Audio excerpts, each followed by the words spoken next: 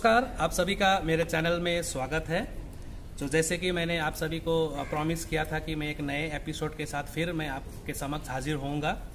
जैसे कि कल का एपिसोड में मैंने आप सबका मुलाकात हमारे बीडी मेमोरियल के सबसे पुराने टीचर पंचा बहादुर हिंगमांग से आप सबका मुलाकात कराया था। तो आज हमारे साथ फिर एक ऐसे ही गेस्ट है जिनमें कला कूट कूट कर भरा हुआ है, साहित्य में रुचि रखते हैं और इन लॉकडाउन में इन्होंने बहुत सारे लेख भी लिखे और उनका बहुत सारा कविता जो है किताबों में छापा भी। और ये बहुत ही जल्द एक अपने खुद का एक किताब के साथ हमारे समक्ष आने वाले हैं। उन सभी पहलू पर हम बात करेंगे। तो आइए मिलते हैं हमारे बीडी मेमोरियल स्कूल के गिने चुनिंदे टीचरों में से। उनका नाम है सुनील कुमार वर्मा। नमस्कार सुनील सर। नमस्कार, आपका इस चैनल में स्वागत है। धन्यवाद जी। तो सुनील सर को कौन नहीं जानता है। सुनील सर को हर बच्चा जिनको इन्होंने पढ़ाया है वो आज भी इन्हें याद करते हैं। और ये जो सर के अंदर जो कला छिपा हुआ था, इनको निकलने का मौका कोरोना ने दिया। क्योंकि पहले क्या होता था कि 8 to 2 का शेड्यूल रहता था, स्कूल आना, स्कूल में पढ़ाना, फिर जाना। उसके बाद सर को मौका नहीं मिल पाता था। लेकिन इस लॉकडाउन में सर ने बच्चों को ऑनलाइन पढ़ाया भी और साथ ही साथ इन्होंने अपना लिखने का जिसमें इनका रुचि था उनको भी इन्होंने मौका दिया और बहुत सारे लेख भी लिखे। इसी पर हम बात करेंगे। चलिए तो सर से कुछ सवाल पूछते हैं, उन्हीं की जबानी सुनिए। सर के लाइफ के बारे में भी हम जानने की कोशिश करेंगे। अच्छा सुनील सर, सबसे पहले तो आप हमारे नन्हे दर्शकों को ये बताइए कि आपका जन्म कहाँ हुआ था। मेरा जन्म जो है वो बिहार राज्य के कटिहार जिले में हुआ है और मैं 70 के दशक में जन्म लिया हूँ जी। और बचपन वहीं पे गुजरा है। मेरे संपूर्ण जीवन का आधा जीवन बिहार में और आधा जीवन जो है वह डुआर्स के जयगांव भूटान शहर के बॉर्डर पे है।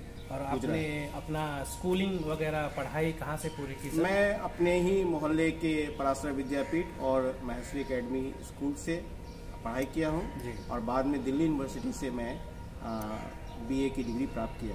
अच्छा, कौन सा ईयर में सर, कुछ याद होगा? मैं 94-95 पास करके आया था। 1994-95 जी। अच्छा सर, आपका बचपन कैसा था सर, कुछ बताएंगे? बचपन में मैं बहुत मेधावी छात्र था, पढ़ने में काफ़ी तेज़ था और खेलकूद में बहुत रुचि थी, संगीत में मेरी बहुत रुचि थी। और पिताजी 7 वर्ष की उम्र में गुजर गए थे और माँ दूसरे शहर में काम करती थी, तो लगभग हम लोग अनाथ की तरह ही थे। लेकिन बहुत संघर्षपूर्ण जीवन बीता। लेकिन ईश्वर की इच्छा थी कि हम आज कुछ कर रहे हैं, राष्ट्र के लिए कुछ कर रहे हैं। अच्छा सर, जैसे आपने 1994-95 में ग्रेजुएशन कंप्लीट की, तो उसके बाद आप जयगांव आ गए जी। जयगांव में कौन सा साल में आए सर? मैं 96 में आया हूँ, 1996 में। अच्छा, मतलब कि ग्रेजुएशन कंप्लीट करने के तुरंत बाद ही आप जयगांव के जी और चले आए जी। सर, ये आइडिया कहाँ से आया सर? जयगांव आपको पहले से मालूम था? नहीं, मेरा एक दोस्त जो है वो भूटान में थिम्पू में रहता था, उसी के द्वारा मैं यहाँ पे घूमने आया था और ये जगह मुझे जच गया, मैं यहीं पे रह गया। अच्छा, आप घूमने आए एज अ टूरिस्ट और आपको ये जगह इतना पसंद आया कि आप यहीं सेटल भी हो गए सर? हाँ, यहाँ का जो वातावरण है बहुत ही अच्छा है, बेंगलोर की तरह यहाँ का वातावरण है जी। न ज़्यादा गर्मी न ज़्यादा ठंड। जी सर, ये तो है सर। और सर, आप बीडी मेमोरियल स्कूल में काम करने से पहले और कहीं काम करते थे सर? हाँ, उसके पहले एक छोटे स्कूल में काम करता था। तो आपका यहाँ सर्विस का कितना साल हो गया सर? तकरीबन 22 बरस हो गया। 1999 में मैं ज्वाइन किया हूँ BD memorial school higher secondary school. जी जी जी। तो 1999 से अब तक आप काम कर रहे हैं और बहुत सारे ऐसे आपके कलीग होंगे जो आज नहीं हैं, उनके नाम आपको याद होंगे सर? वैसे तो बहुत पुराने, जैसे जो इंतकाल हो गया जी, केवी प्रधान सर, चक्रवर्ती सर, निजामुद्दीन सर और कुछ हमारे साथ जो काम करने वाले थे जिसमें Pawan Jha, Mamta miss, Mintu sir, mister Vinod, ऐसे बहुत सारे जी शिक्षक यहाँ पे पढ़ाए जी। हैं।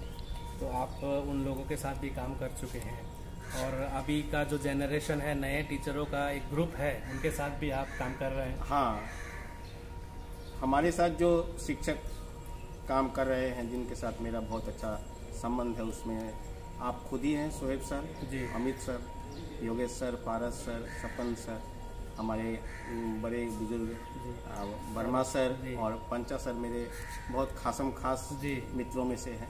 हाँ सर, तो चलिए सवालों को और आगे बढ़ाते हैं सर।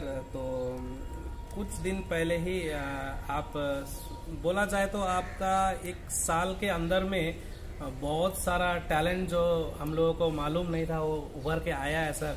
नंबर 1 तो है, आपको लिखने में बहुत शौक है सर। आप किस चीज पर लिखते हैं? कहानी लिखते हैं, कविता लिखते हैं? मैं प्रायः सभी विद्याओं पर ही लिखता हूँ, जी लेकिन खासकर अभी मैं कविताओं पर ज़्यादा ध्यान दिया हूँ और जी। क्या कहानी लिखने पर। जी तो ये कोरोना काल, वैसे तो मैं 20 वर्ष पहले से ही लिखता था, जी। लेकिन जैसा आपने कहा कि काम की वजह से ज़्यादा समय जी, नहीं समय मिल नहीं मिल पाता पाता था, जी। लेकिन ये कोरोना ने मुझे समय दिया और मैं उसमें अपनी लेखनी का भरपूर फायदा उठाया। जी, और उसका परिणाम ये हुआ कि आपका कुछ कविता जो है किताबों में छपा भी है जी सर। जी जी, बहुत सारी किताब आप दिखाएंगे हमारे दर्शकों को सर? ये मेरी किताब है। अच्छा, ये है क्षितिज। क्षितिज। ओके, तो दर्शकों ये देखिए सर का, ये इस किताब में सर का कविता छपा। इनका इस पेज पर देखिएगा, यहाँ पर सर का नाम भी, ये सारे कवि हैं, इंडिया के टॉप मोस्ट कवियों में से इनका नाम आता है, और इनमें हमारे सुनील कुमार वर्मा का नाम भी शामिल है। ये देखिए। ओके, और इसके साथ ही और एक किताब है जिसका, अच्छा, और एक किताब सर का है नीर निधि है। ये भी आपका छप चुका है। और एक और किताब है जिसका साहित्यनामा, जो हर महीने के शुरुआत में पत्रिका है, ये साहित्यनामा। इनमें भी सर का जो लेख है छपता ही है। सर का लेख जो है छपता ही, नीर निधि दिखा सकते हैं जी। नीर निधि है, जिसको मैं अभी दिखा दूंगा आपको। सो नीर निधि भी है, और बहुत जल्द इनका एक खुद का किताब भी पब्लिश होने जा रहा है, और उन किताब के बारे में हम खुद ही सर से कुछ जानेंगे। सर, उस किताब में ऐसी क्या खास बात है सर जो दर्शकों को पढ़ना चाहिए सर? मेरी जो किताब आ रही है उसका नाम मैंने लिख रखा है उरीन मतलब ऋण मुक्त होना। मैं कटिहार में जन्म लिया, जो मेरी मातृभूमि है जी, और ये मेरी जयगांव जो है कर्म भूमि है जी। तो मैं दोनों ही जगह के लिए अपना ऋण चुकता करना चाहता हूँ। तो मैं जो कहानी लिख रहा हूँ उसमें सभी कहानियाँ, करीबन 21 से 25 कहानियाँ जो नारी शक्ति पे है, और वह सब मतलब मैंने सच्ची घटनाओं पे आधारित कहानी है। और मैं वीर रस की कविता लिखता हूँ, ओज पे लिखता हूँ, तो उसमें 25 कविता भी होगी जो ओज पर होगी, वीर रस की कविता होगी, और जो शायद जून के महीने में पब्लिश हो जाए। जी सर, मैंने 1-2 कविता आपका सुना है। आप ये जो पैट्रियोटिज्म पर भी बहुत सारे लेख लिखते हैं सर। अभी कुछ दिन पहले ही आपने जो हमारे छत्तीसगढ़ में जो जवान शहीद हुए हैं उन पर भी कुछ लिखा है सर। सो आप अपने दर्शकों को अगर हो सके तो सुना दीजिए सर। मैं एक पहले कविता में सुनाना चाहता हूँ। मुक्तक है, जहाँ का बच्चा बच्चा राम घनश्याम है, जहाँ का बच्चा बच्चा राम घनश्याम है, जिनका शिवाजी लक्ष्मीबाई जैसा काम है। अगर कश्मीर पर फिर से आँख गराया तो, अगर कश्मीर पर फिर से आँख गराया तो, रावण कंस के जैसा उनका अंजाम है। ये 4 पंक्तियाँ मैंने उद्धृत किया।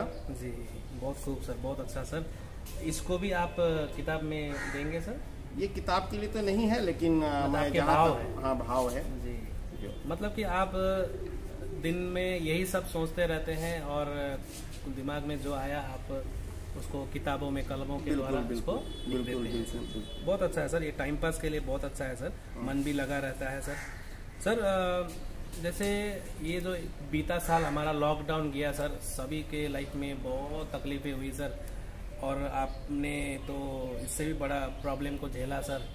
आपका एक्सीडेंट भी हुआ था जी जी, और आप उस पर बहुत मेहनत कर रहे हैं अपने आप को ठीक करने के लिए। आपके पाँव में भी चोट आई थी, और सब कैसे मैनेज कर पाए सर? स्कूल का काम करना, फिर अपना रेगुलर एक्सरसाइज करना, बहुत तकलीफ बड़ा दिन गुजरा होगा सर आपका। हाँ, जैसा कि सोहेब सर आपको तो पता है जी कि ये परिस्थिति तो दुनिया के सभी लोगों पर गुजरी है, जी और खासकर हम जयगांव वासियों पे तो बहुत गुजरी है। आप तो खुद ही इसके बहुत जी, बड़े जी, अनुभवी है कि हम लोगों का जो आर्थिक जो स्रोत था जी वह बंद हो गया, स्कूल भी बंद हो गई, और चारों तरफ जो है बहुत परेशानियां उभरने लगी। और भारत के इस जयगांव में खासकर हम लोग भूटान के करेंसी पर निर्भर रहते हैं, जी। तो वहाँ तो भूटान आज तक लॉकडाउन के हिसाब से गेट बंद है, जी। तो हम जयगांव वासियों को तो बहुत कष्ट का सामना करना पड़ा, और हमारे पास कुछ इनकम ऑफ सोर्स था नहीं। तो अभी उसी दौर से गुजरे हैं, हम सभी उसी दौर से गुजरे हैं। मेरे साथ एक विकट परिस्थिति ऐसी आई कि इतना हालत ख़राब था, घर में बहुत सारा परेशानियां था, उसके बाद मैं एक्सीडेंट हो गया और मेरे घुटने में फ्रैक्चर हो गया, जिसके कारण बहुत हालत ख़राब हुआ, और उसी में मुझे बच्चों को पढ़ाना था, बच्चों को नोट्स देना था। लेकिन मैंने कभी भी एक दिन भी बिना किसी को नोट्स दिए नहीं रहा था। मैंने सोचा कि मेरा तो क्षति हो ही गया है, लेकिन बच्चों का क्षति नहीं होना चाहिए, क्योंकि उनका पाठ पुस्तक पढ़ाई चलती रहनी चाहिए। और इसी तरह आपने सेशन को पूरा भी किया सर, और लिखते भी रहे, और हमको तो हमें तो खुशी महसूस होता है कि हम आप जैसे कलाकार के साथ, हम कवि के साथ हम काम करते हैं सर। आपके साथ सुनने को मिलता है आपके नए नए लेख सर।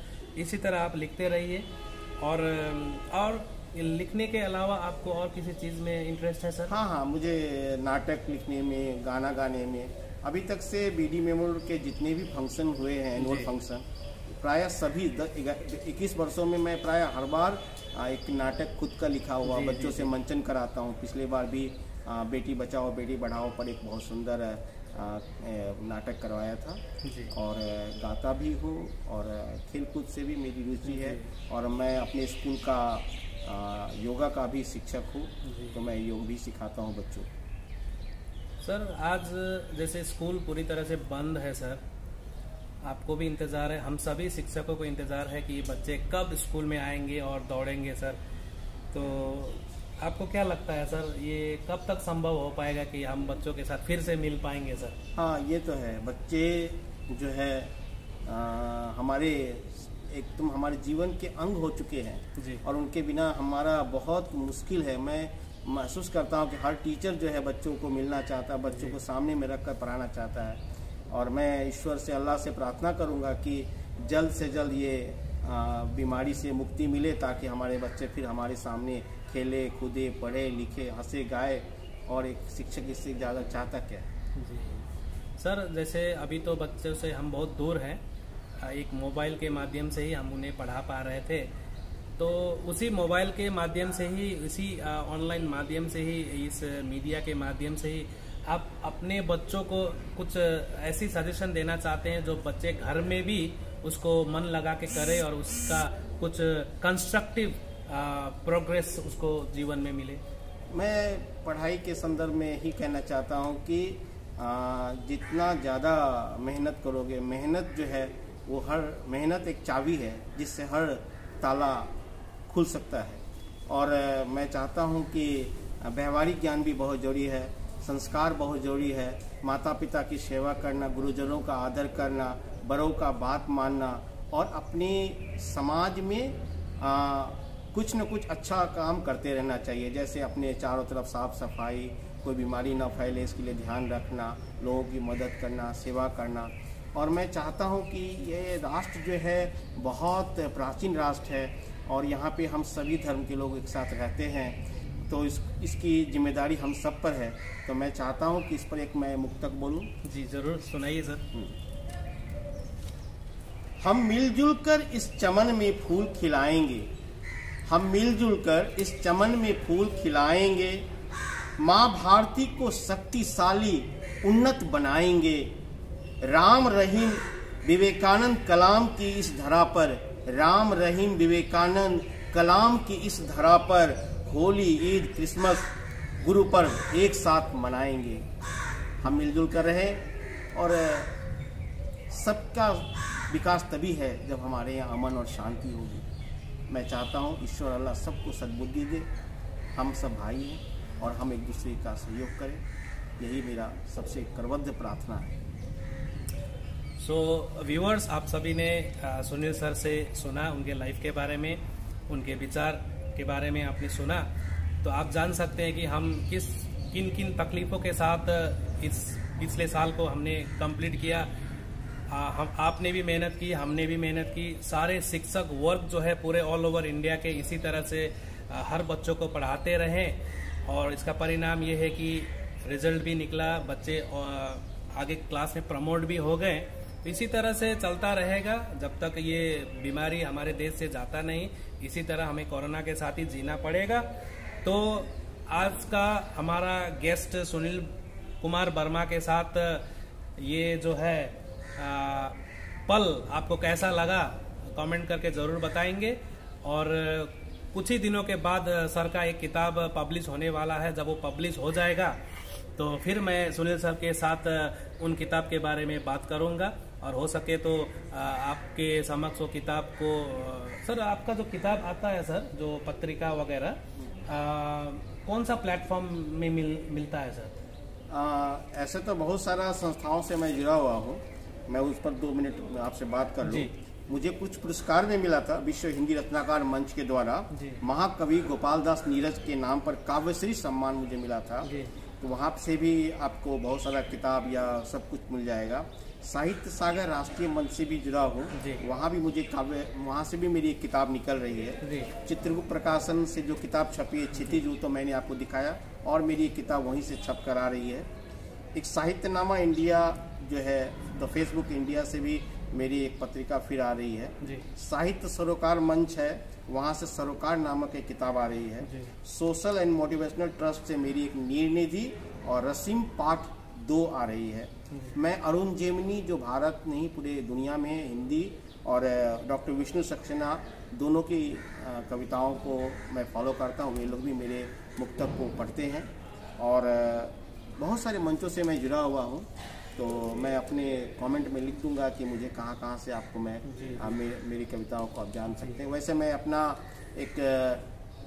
मैं लास्ट में कहना चाहता हूँ कि मैं जहाँ कटिहार में जन्म लिया हूँ, वहाँ पे एक बहुत बड़े कहानीकार रहे हैं, डॉक्टर बलाई चंद्र बंदोपाध्याय बनफूल। उन्हें पद्म विभूषण भी मिला था। तो मैं उनके नाम पर ही एक फेसबुक पेज बनाया हूँ जिस पर मैं कविता, कहानी इत्यादि डालता हूँ। आप वहाँ भी संपर्क कर सकते हैं। मेरे फेसबुक पे भी आप देख सकते हैं मेरी कविताओं को, कहानी को, मुक्तक को, शायरी को, गज़ल को। जी सर, आशा करता हूँ कि आपको ये प्रोग्राम जो है पसंद आया होगा। कमेंट में ज़रूर बताइएगा। और इसी तरह हम आने वाले दिनों में हमारे जो शिक्षक हैं, जो मल्टी टैलेंटेड टीचर नाम से ये जो प्रोग्राम मैंने शुरू किया है, उनमें आपको मैं उन लोगों से मुलाकात कराऊंगा। आज आपका मुलाकात मैंने सुनील कुमार वर्मा से करवाया। कल हम एक अलग नए टीचर के साथ, एक नए शिक्षक को आपके सामने प्रस्तुत करूंगा। तब तक के लिए आप लोग खुश रहिए, stay safe, take care, bye bye. धन्यवाद सोहेब सर, बहुत बहुत धन्यवाद।